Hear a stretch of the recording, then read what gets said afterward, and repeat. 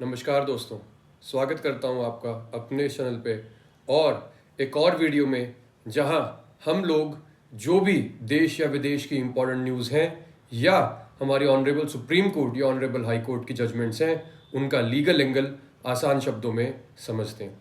तो आज का जो लीगल एंगल का हमारा टॉपिक है वो है कि सपोज एक केस में एक हस्बैंड एंड वाइफ, उनकी शादी हुई इंडिया में, भारत में, उसके बाद वो दूसरे देश चले गए, यूएस चले गए, जहां कुछ साल रहने के बाद उनके बीच में डिस्प्यूट्स अराइज हुए और महिला ने, पत्नी ने इस केस में यूएस की ही एक लोकल कोर्ट को अप्रोच किया for divorce among the couple.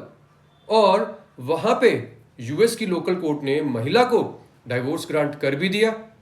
Grant करने के बाद दोनों वापस इंडिया में आ गए, जहां पे हस्बैंड ने यूएस की लोकल कोर्ट द्वारा ग्रांट डाइवोर्स प्रोसीडिंग्स को, डाइवोर्स की डिक्री को, ऑर्डर को भारत के कोर्ट्स में चैलेंज किया, उसकी लीगैलिटी को, उसकी सैंक्टिटी को चैलेंज किया।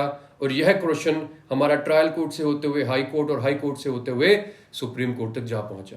इसमें हमारे ऑनरेबल सुप्रीम कोर्ट ने क्या कहा, वह समझाने से पहले हमें यह समझना पड़ेगा हमारे कोड ऑफ सिविल प्रोसीजर में, सीपीसी में, there are two sections, section 13 and 14, जो कि बहुत इंपॉर्टेंट रोल प्ले करते हैं, जो आसान शब्दों में आपको ये समझाते हैं कि किसी भी फॉरेन कोर्ट के द्वारा कोई भी पास की गई डिक्री हमारे इंडिया में भी लीगल होगी, बाध्य होगी, बाउंड जो है करेगी, वैलिड होगी। परंतु उसके लिए सेक्शन नंबर 13 में ही कुछ कंडीशंस दी गई हैं कि अगर वो कंडीशन सेटिस्फाई होती हैं, उसी केस में कोई फॉरेन कोर्ट की डिग्री हमारे इंडिया के अंदर, भारत के अंदर जो है बाइंडिंग नेचर की हो सकती है।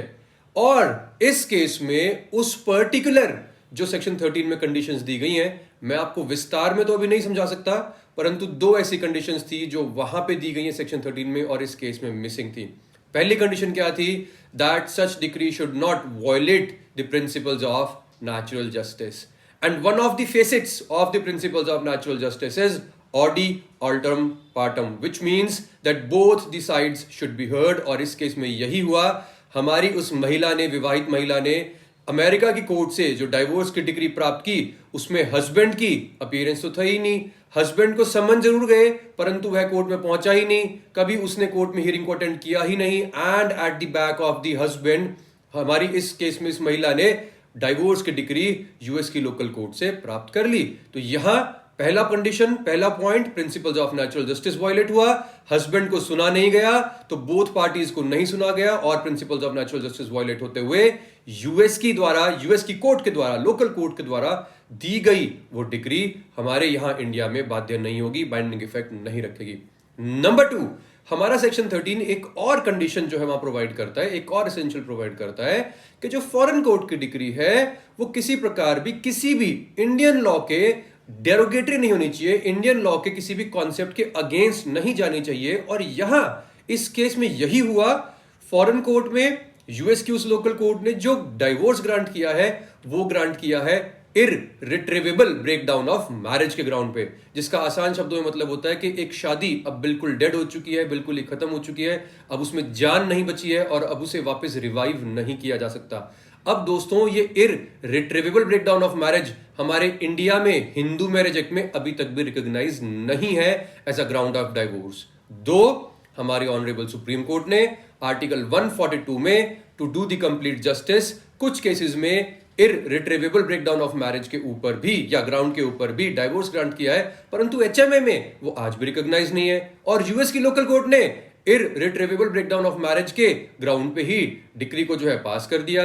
ये भी हमारी ऑनरेबल सुप्रीम कोर्ट ने कहा कि भैया ये जो फॉरेन कोर्ट की डिक्री है, यूएस कोर्ट की इस केस में डिक्री है, ये हमारे इंडिया के इंडियन लॉ को कहीं ना कहीं वॉयलेट कर दिया and hence it can not be recognised. तो ये दो मेन पॉइंट्स थे जो आप लोगों को ध्यान रखने हैं। फोर्थ कमिंग या फर्दर या अपकमिंग आपके जो भी एग्जाम्स अब आगे आने वाले हैं, कॉम्पिटिटिव एग्जाम, खासकर मेंस के एग्जाम की अगर मैं बात करूं जहां पे सीपीसी आता है, तो दोस्तों आप लोग ध्यान रखना, इस पर्टिकुलर जजमेंट से आप लोगों को एक हाइपोथेटिकल एक फैक्चुअल क्वेश्चन देखने को मिल सकता है। Be very ready, it is very easy. मैंने आपको बेसिक एक तरीके से पूरा प्रॉपर समझा दिया है ताकि आप लोग मेंस में इसका डिटेल्ड आंसर लिख के आ सको।